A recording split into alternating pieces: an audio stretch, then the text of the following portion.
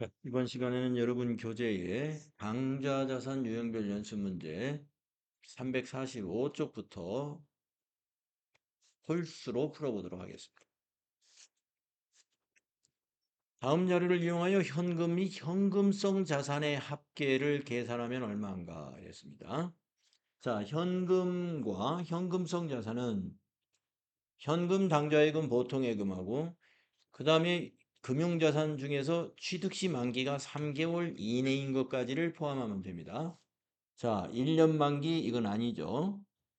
타인 발행 수표는 현금이죠. 만기도래 공사채 이자표도 현금입니다. 당좌 차월은 이건 부채입니다. 사용이 가능한 정기예금 1년 만기. 1년 만기니까 3개월이 넘었죠. 아닙니다. 배당 지급 통지표 현금입니다. 그래서 이거 세 개를 더하면 얼마일까요? 39만 원에 40만 원인가요? 1번이 되겠습니다. 다음 3번으로 가세요. 다음 자료로 재무상태표에 표시돼야 할 현금이 현금성 자산을 계산하면 얼마냐? 네, 똑같은 문제죠. 통화 현금입니다. 할인 발행 수표도 현금이고요. 6개월 정기예금은 3개월이 넘었죠. 만기 도래 국채 이자표 현금입니다. 타인 발행 약속 어음은 현금성 자산으로 보지 않습니다. 단기 매매 증권 단기 매매 지분증권 주식도 현금성 자산이 아닙니다. 주식과 어음은 현금성 자산이 아닌 거예요. 그래서 이 세 개 150에다가 170만 원 보기에 170만 원이 어디에 있나요? 2번에 있습니다. 다음 5번으로 가서 다음 자료에 의해 주식회사 한공의 회계연도 말 재무상태표에 표시될 매출채권 미회수액을 계산하면 얼마냐? 이런 문제를 만나면은 우리가 이렇게 메모지 시험 볼 때 여러분 메모지 하나 옆에 놓고 앞에 놓고 시험을 보잖아요. 메모지에다가 딱 이렇게 T자를 그려라. T계절. 자, 매출채권이니까 외상 매출금이라고 가정을 하고서 여러분이 여기다가 대입을 해보면 됩니다. 기초 7만 원, 차변이 전기 2월이 오는 거죠. 단기 현금 매출액과 매출채권 회수액, 매출채권 회수액은 대변에 가는 거죠. 예상 매출금 회수하면 대변에. 단기 총 매출액이 29만 원인데요. 이 중에 현금 매출이 4만 원이면 나머지가 외상 매출이라는 얘기예요. 간접적으로 외상 매출금 단기 발생액을 알려준 거예요. 25만 원이 외상 매출이죠. 네. 그래서 차변 합계가 32만 원이니까 대변 합계 32만 원 되도록 하는 거죠. 그럼 여기가 회수액이 되는 것입니다. 예. 미회수액이 되는 겁니다. 회수는 19만 원 했으니까. 그래서 미회수액은 이 13만 원이 미회수액이 되어야 32만 원이 되지요. 그래서 답이 1번에 있습니다. 13만 원 1번이 답이 된다. 다음 7번으로 가면요. 7번이었고 재고자산으로 넘어가겠습니다. 다음 중 재고자산 평가에 대한 설명으로 옳지 않은 것은 네, 재고자산의 평가는 저가법이죠. 재고자산의 평가 손실을 계상한 후 차기에 시가가 상승할 경우 최초의 잔고 금액을 초과하지 않는 범위에서 재고자산의 평가 손실 환입을 인식하고 매출 원가에서 차감해 준다. 이렇게 하면 됩니다. 1번 맞았어요. 2번 재고자산의 평가 손실 회계 처리에 있어서 저가법은 취득원가와 시가를 비교하여 낮은 금액으로 표시하는 방법이다. 네, 낮은 금액 표시하는 거 맞습니다. 3번 재고자산의 수량의 감소는 재고자산의 평가 손실로 수량의 감소는 평가 손실이 아니라 감모 손실이죠. 틀렸네요. 재고자산의 가격 하락은 재고자산의 감모 손실로, 요게 평가 손실이죠. 예, 뒤바뀌었습니다. 설명이. 그래서 3번이 옳지 않다. 다음 3번으로 가겠습니다. 주식회사 한공의 경영진은 자재관리 담당자가 재고자산을 횡령하였다고 확신하고 있다. 다음 자료를 이용하여 자재관리 담당자의 횡령에 의한 재고자산의 손실 금액을 계산하면 얼마인가? 횡령 외의 원인에 의한 재고자산의 손실은 없다고 가정한다. 네. 그러면은 우리가 장부상 금액을 재고자산의 잔고를 확인해 줘야 되겠죠. 그러면 이것도 예, 재고자산 제품이라고 가정을 하고 여러분이 T 계정을 하나 만듭니다. 예, 메모지에다가 제품이다 해놓고 기초는 차변이죠. 5만 원. 실사에 의한 기말 재고액. 예, 실제로 재고 조사한 건 8만 원이란 얘기예요. 장기 매입액은 30만 원. 이게 제품이 아니라 상품이라고 봐야 되겠네요. 매입액은 차변이죠. 단기 매출액은 30만 원. 매출 총이익률이 30%. 그러면 70%가 원가율이죠. 그러면 30만 원의 70%가 매출 원가예요. 21만 원 매출 원가. 그러면 여기 오는 게 뭐예요? 기말 잔액이죠. 장부 잔액. 차변합계 35만 원, 대변합계 35만 원 만들어야 됩니다. 그러면 장부상 기말 잔액은 얼마가 되어야 되느냐? 14만 원이 장부상 기말 잔액이에요. 그런데 아까 실사 재고액이 8만 원이라고 그랬잖아요. 장부상은 14만 원인데 8만 원밖에 없다. 그러면 6만 원이 부족하죠. 그래서 우리가 자재 담당자가 횡령한 것은 6만 원이다. 이렇게 계산할 수가 있다는 거죠. 예, 답이 4번이 되겠습니다.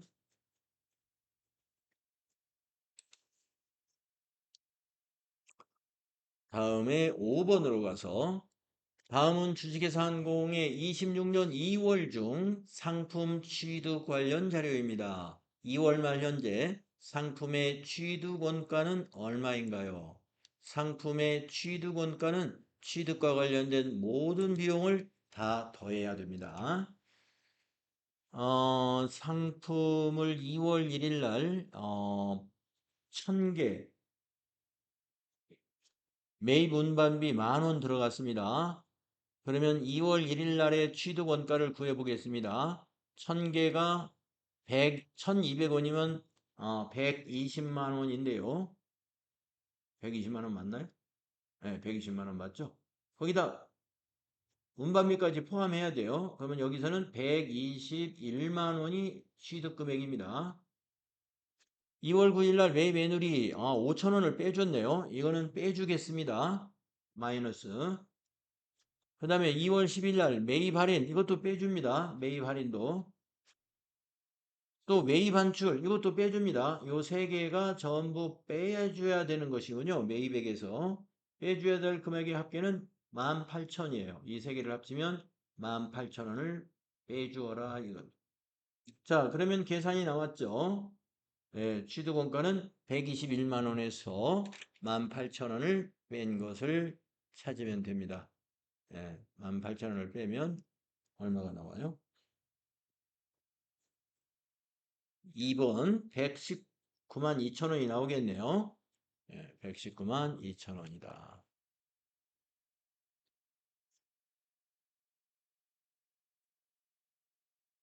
다음에 7번으로 가서요. 다음 중 물가가 지속적으로 상승하고 기초재고 자산 수량과 기말재고 자산 수량이 동일하다는 가정하에 재고자산의 단가 결정 방법에 따른 영향 비교로 옳지 않은 것은 기말 재고액 이 선입선출법, 이동평균법, 총평균법, 후입선출법 순으로 크다는 거예요. 네, 기말 재고액이 크게 나타나는 게 이익이 많이 나타나는 방법이죠. 네, 1번은 맞았죠. 다음 매출 원가.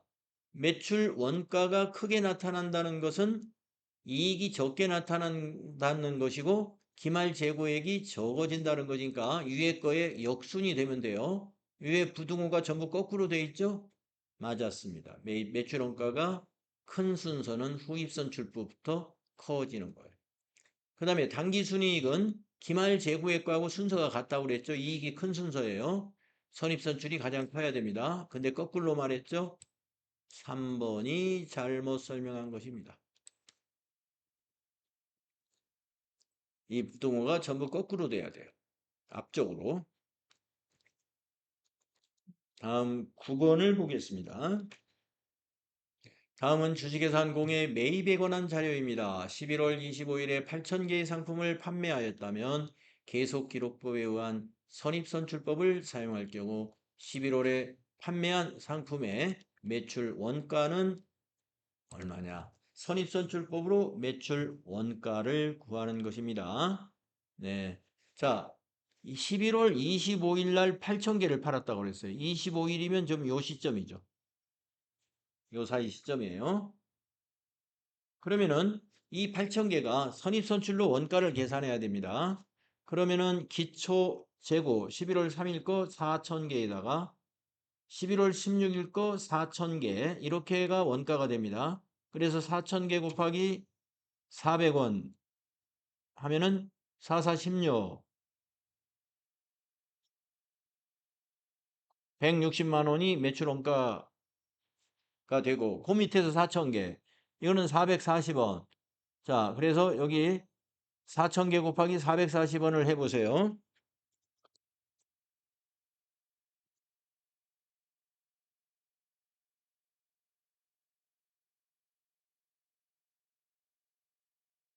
얼마 나와요?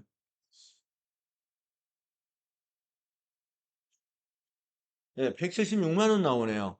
이 두 개를 더하는 거예요. 예, 336만 원 나옵니다. 1번이 되겠습니다. 뭐 이런 스타일의 문제는 우리가 좀 적응이 돼 있죠. 우리 FAT 1급에서 나오기 때문에. 11번으로 넘어가 보겠습니다. 다음은 주식회사항공의 1월 상품 재고장입니다. 총평균법을 사용할 경우 1월 말 현재 재고 자산은 얼마입니까? 네, 총평균법입니다.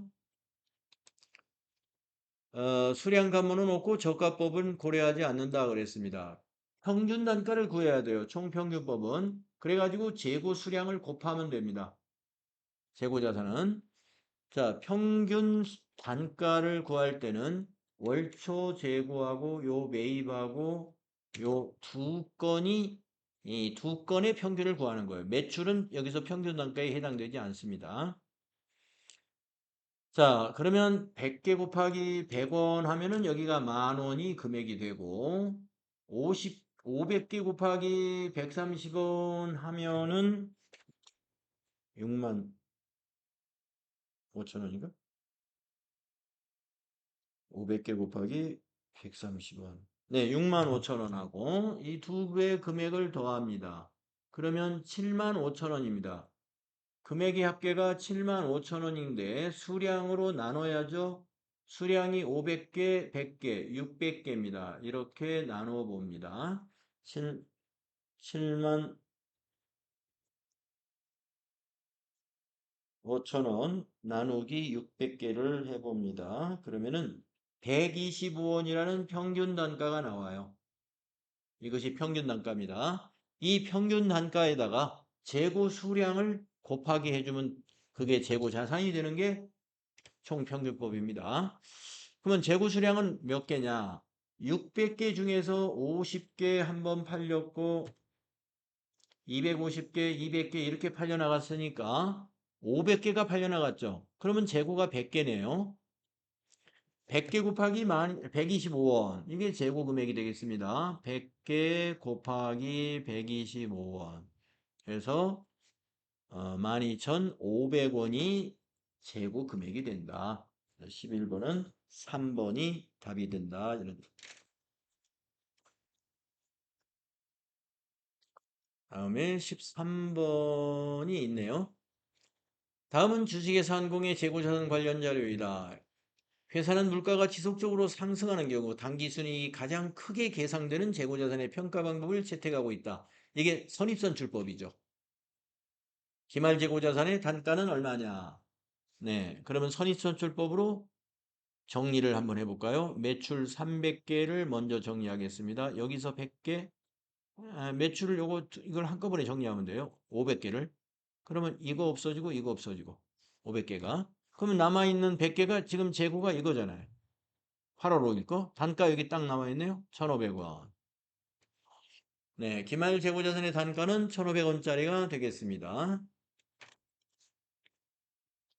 투자자산으로 넘어가서 1번을 보시겠습니다. 주식회사 한국은 5월 7일 주식회사 서울의 주식 100주를 주당 1,000원에 취득하고 매도 가능 증권으로 분류했습니다. 25년 말 이 주식의 공정가치는 주당 1,200원이었으며 주식회사 항공은 26년 9월 31일 주당 1,300원에 전량 매도합니다. 이 거래가 26년 당기순이익에 미치는 영향으로 오른 것은 이랬습니다. 자, 26년에 우리는 전량 매도했죠. 매도하면은 손익에 미치는 것은 뭐가 나올까요? 매도하면은 매도가능증권 처분 이익이나 손실이 나오는 거죠. 그러면 여러분이 매도가능증권의 처분 이익이나 손실을 구할 때는 제가 알려드렸죠. 최초에 얼마에 취득을 해가지고 마지막에 얼마에 처분했는가만 비교하면 된다고요. 매도가능증권의 경우는. 그래서 1,000원에 취득해가지고 1,300원에 매도한 거예요. 그러면 한 주당 300원씩 이익을 낸 겁니다. 300원 곱하기 전부 전량이니까 100주죠. 3만 원이 되겠습니다. 당기순이익이 3만 원 증가한다. 답은 3번이다. 이런 얘기. 다음은 3번으로 가서요. 다음 자료에 의해 주식회사 한공의 매도 가능 증권 처분 손익을 계산한 금액의 회계 처리로 오른 것은 네, 또 회계 처리 분계를 물어봤습니다. 이번에는 자, 8월 10일 날 매도 가능 증권 500주를 한 주당 공정가치 7,000원에 취득을 했는데요. 25년 말에 매도 가능 증권 한 주당 9,000원으로 평가가 일어났어요. 자, 이때 어떤 계정 과목이 하나 생기냐면은 매도 가능 증권 평가 이익이라는 자본 계정이 생깁니다. 매도 가능 증권 평가 이익. 이게 사기까지 넘어오죠. 자본이니까. 얼마인가요? 7,000원이 9,000원이 됐으니까 한 주당 2,000원. 2,000원 곱하기 500주. 2,000원 곱하기 500주. 100만 원인가요? 예. 5, 20, 100만 원. 예. 매도 가능 증권 평가 이익 100만 원이 이게 자본인데 어디로 생겼어요? 자본의 증가 대변에 생겨 있습니다. 생겼습니다. 요걸 기억하셔야 돼요. 그리고 처분은 이날 합니다. 26년 7월 1일 날 매도가능증권 500주를 한 주당 6,000원에 처분하고 현금으로 받았습니다. 자, 500주를 6,000원에 처분했으면 곱하기 6,000원 하면 6, 5, 30, 300만 원입니다. 차변에 현금 300만 원이 오겠고요. 대변은 우리가 매도가능증권 평가 이익을 정리해야 됩니다. 처분했기 때문에. 대변에 있는 것을 정리할 때는 이 매도가능증권 평가 이익을 차변에다가 정리를 해야 되겠죠? 그래서 이게 차변에 와 있어야 돼요. 매도가능증권 평가 이익이 차변에 100만 원 나와 있는 걸 찾아야 됩니다. 네. 나번이 어떤가요? 나번이 지금 비슷해서 나번을 한번 비교해 보겠습니다. 네, 일단 나번은 차변이 맞았어요. 차변에 현금 300 들어오고 매도가능 증권 평가이익 100만 원 정리하고 그러면 대변에 매도가능 증권이 맞는지 볼까요? 350만 원. 전기에 평가한 금액이 9,000원이었죠. 9,000원씩 500주였습니다. 9, 45. 네, 350이 아니라 대변에 가는 매도 가능 증권은 450이에요. 예, 기말에 9,000원으로 평가했기 때문에 나번은 틀렸습니다. 그러면 대변에 매도 가능 증권 450 나오는 게 어딘가요? 어느 게 있어요? 네, 라번에 있죠? 답이 4번이에요. 그래서 네, 네, 다녀오세요. 그래서 우리가 매도가능증권 처분 시에는 전기 말에 매도가능증권 평가를 한 것이 있으면 그 매도가능증권 평가한 것을 정리하면서 처분 분계를 같이 해줘야 됩니다. 정리하고 처분을 하는.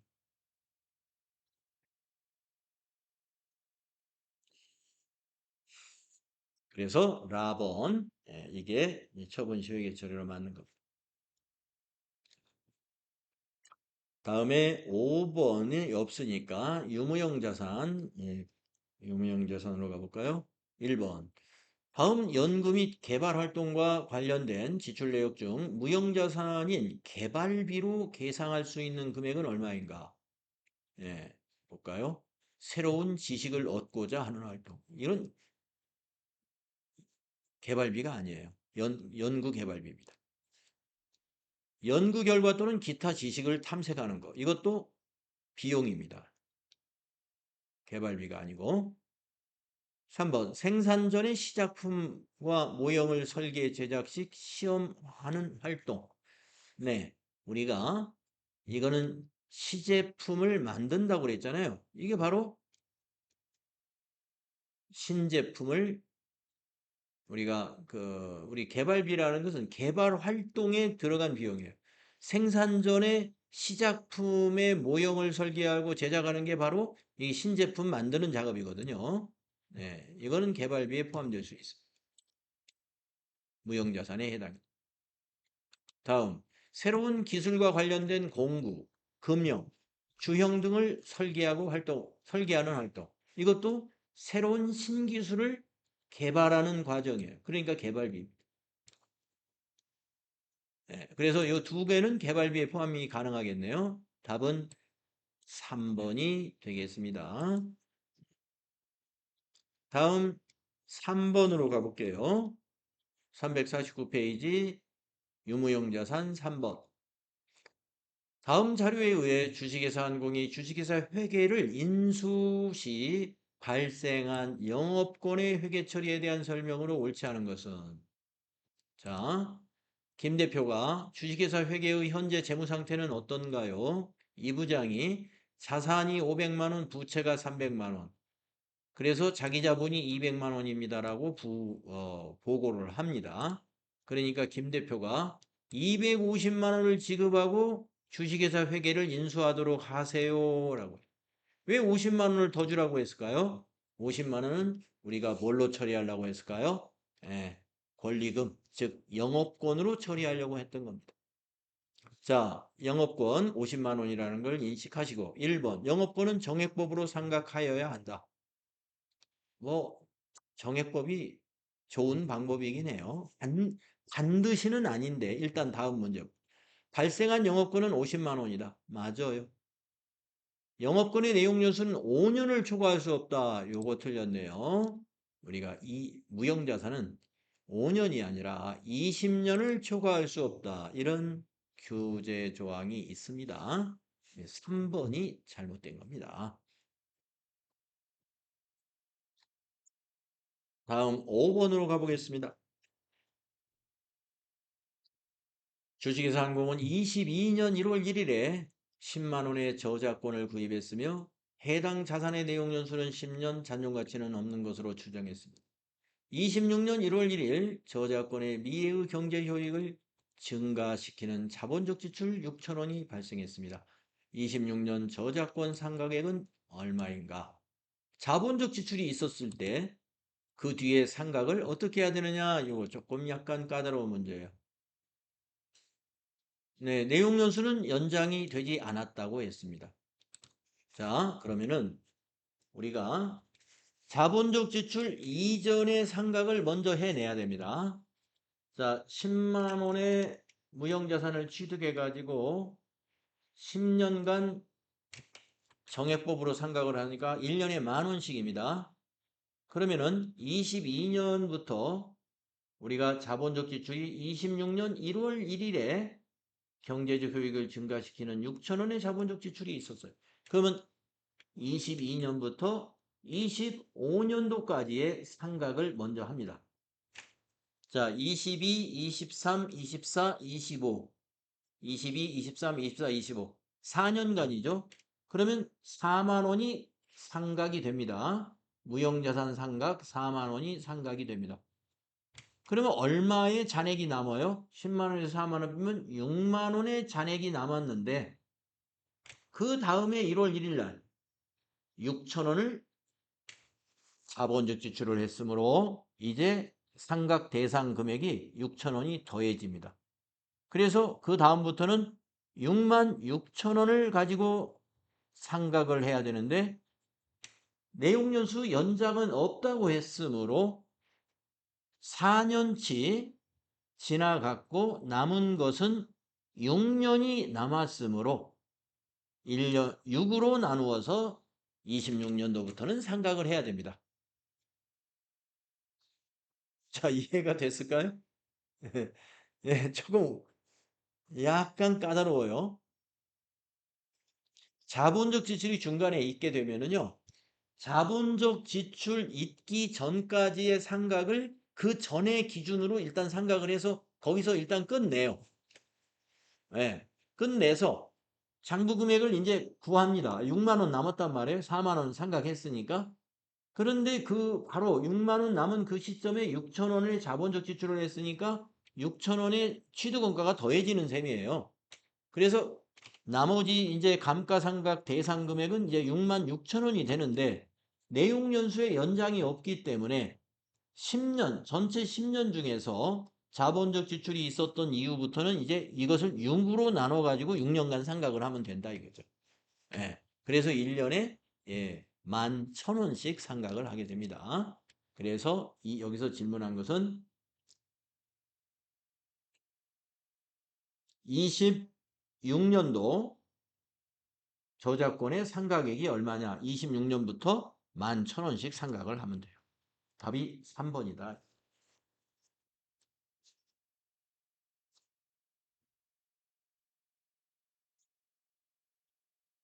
네, 7번으로 가보겠습니다.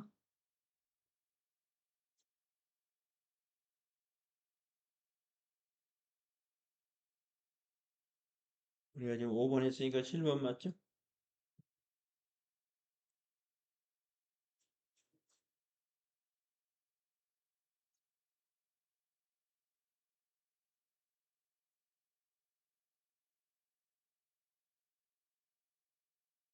무형자산의 취득원가를 설명한 것으로 옳지 않은 거. 무형자산의 취득원가 얘기입니다. 무형자산의 구입가격과 취득 관련 세금은 취득원가로 인식 가능하다.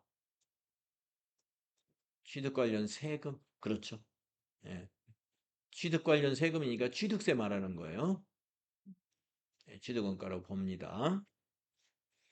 2번 무형자산의 취득과 관련된 매입 할인은 취득원가에서 차감해야죠. 할인받은 것.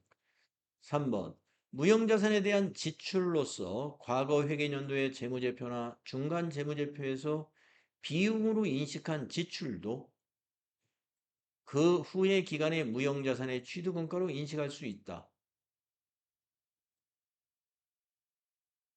비용으로 지출을 한 것은 그 다음에 취득원가로 갈 수 없습니다. 3번 그럴 수 없던 거예요. 3번 틀렸습니다. 4번은 뭔가요? 무형자산을 의도한 목적으로 사용할 수 있도록 준비하는데 직접 관련되는 원가는 취득원가예요. 다음에 9번으로 가겠습니다. 무형자산에 대한 설명으로 옳지 않은 거.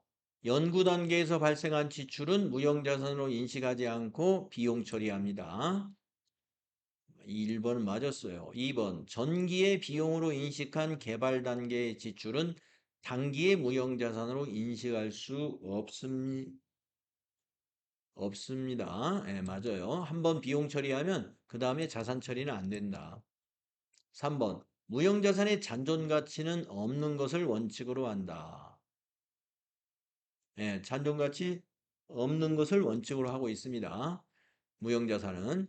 자, 무형자산은 경제적 효익이 소비되는 행태를 반영하여 합리적인 방법으로 생각하며 합리적인 생각 방법을 정할 수 없는 경우는 정률이 아니라 정액법으로 생각한다. 이렇게 돼 있죠. 4번이 옳지 않습니다. 다음 11번. 주식회사 한공은 사용하던 기계장치를 다음과 같이 거래처에 동종자산으로 교환하여 취득하였다. 교환거래 문제입니다. 새로운 기계의 취득원가로 오른 것은. 자, 여러분 기억하시나요? 동종자산 간의 교환 시 새로 취득한 자산의 취득원가는 제공한 자산의 장부 금액을 취득 금액으로 본다. 이걸 알고 있어야 돼요. 이종 자산이면은 제공한 자산의 공정가치를 취득원가로 본다.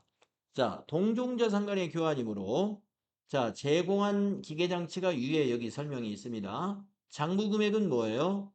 취득원가 300에서 감가상각누계액 240을 뺀 것입니다. 그래서 60만 원이 이 제공한 자산의 장부 금액이에요. 그래서 새로이 취득한 기계장치의 취득원가는 제공한 자산의 장부 금액인 60만 원으로 인식해야 된다. 만약에 문제를 이종자산으로 교환으로 문제를 냈으면 50만 원이 답이 됩니다. 제공한 자산의 공정가치를 취득원가로 봐야 되죠. 예, 교환거래 여러분 기억나시나요? 예. 다음 13번으로 가보겠습니다.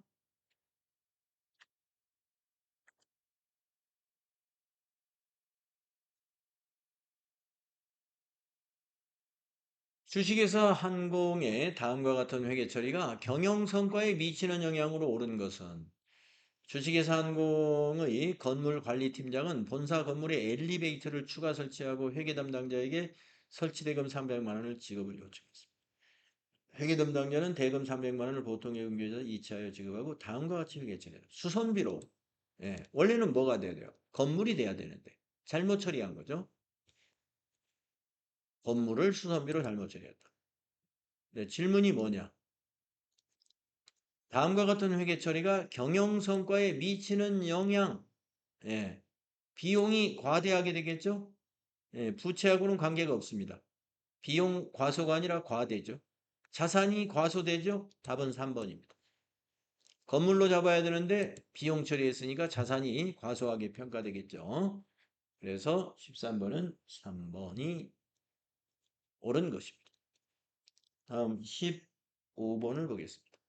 다음은 김 부장과 박 과장 대화입니다. 가나다의 내용으로 오는 것은 김 부장, 유형자산에 대한 자본적 지출을 수익적 지출로 잘못 처리하면 어떤 효과가 발생하나요? 그러니까 네, 순이익이 순이익이 적어집니다. 과소. 그래서 가는 과소가 돼야 돼요. 그다음에 자산이 자본적 지출이 줄어들죠. 과소. 자산도 과소. 비용이 과대. 그래서 과소, 과대. 과소, 과대. 1번이네요. 15번은 1번이 답이 되겠습니다. 다음 17번. 주식회사한국은 다음과 같은 건물에 대해서 26년 12월 31일에 재평가를 하려고 합니다. 네, 우리 재평가 모형에 대해서도 우리 공부한 적이 있죠? 취득원가는 이 건물이 50만 원에 취득했고 취득일은 1월 1일 날 26년 1월 1일 날 내용연수 5년이고요. 잔존가치 없습니다. 26년 12월 31일 1년이 지났죠? 건물의 공정가치가 75만 원입니다. 그러면 감가상각 하고 나서 75만 원으로 고쳐줘야 되죠? 자, 이 건물의 감가상각 및 재평가와 관련하여 26년 당기순이익과 기타 포괄손익에 미치는 영향으로 오른 것은 이랬습니다.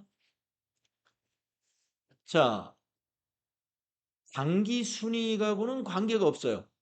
왜냐면은 지금 공정가치가 지금 여기 감가상각을 우리가 지금 1년을 하면은요. 내용연수 5년이니까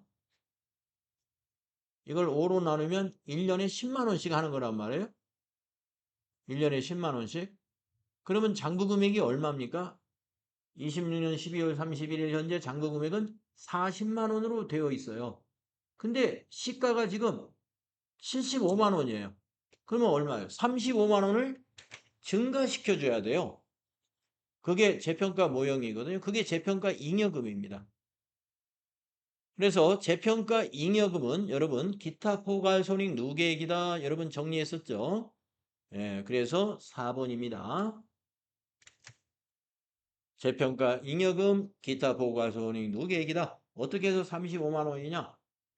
장부 금액이 40만 원인데 공정가치가 75만 원이니까 35만 원을 자산을 증가시켜 줘야 됩니다. 그래서 차변에 건물 35만 원 자산 증가시켜 주고 대변에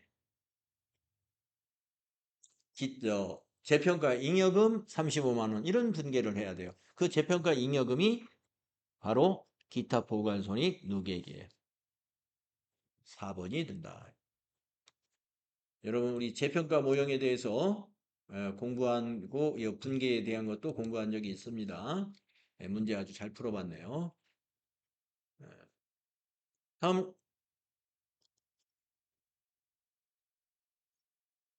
19번도 그 재평가 잉여금에 재평가에 관한 문제네요. 19번도 풀어봅시다. 주식회사 한공은 25년 본사 건물을 건설할 목적으로 토지를 100만 원에 취득했습니다. 매 보고 기간마다 재평가 모형을 적용하기로 했습니다. 25년 말과 26년 말 토지의 공정가치는 각각 120만 원, 그러니까 25년도에 120만 원, 26년 말에는 90만 원, 토지 가격이 변동이 크게 났어요.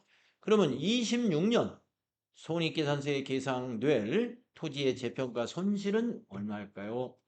네.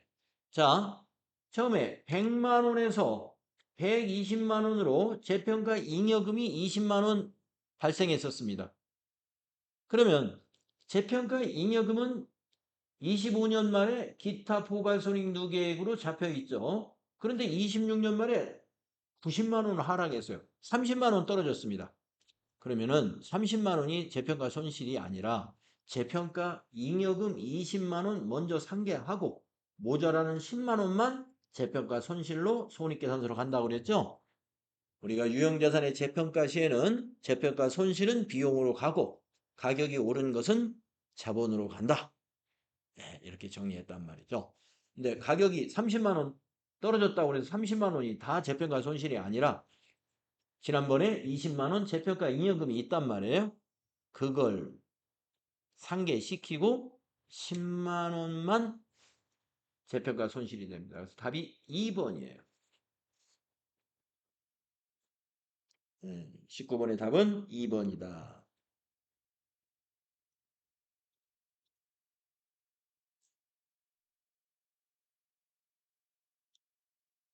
다음 21번을 풀어보겠습니다.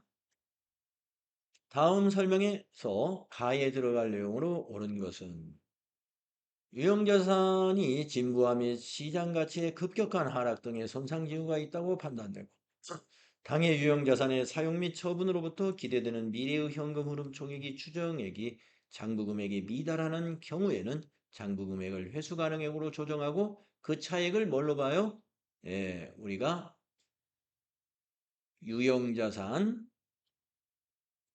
유형자산의 평가에 대한 것이잖아요. 유형자산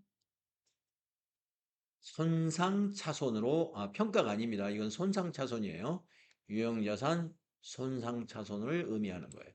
1번 되겠습니다. 유형자산 손상차손으로 인식한다.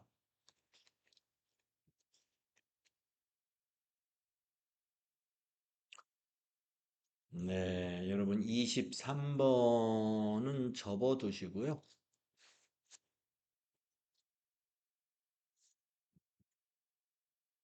접어두시고 다음 시간에 우리가 이제 이걸 좀 그 TAT 2급의 유형별 연수 문제, 이론 문제에 좀 적응을 좀 하고 나서 실무 수행으로 가는데 나중에 또 기출문제 풀 때 이 이론이 이렇게 너무 어렵다고 느낄 수가 있어서 미리 한번 더 풀어보는 게 좋을 것 같습니다. 자, 여러분들 주말 잘 보내시고 월요일 날 다시 보겠습니다. 수고하셨습니다.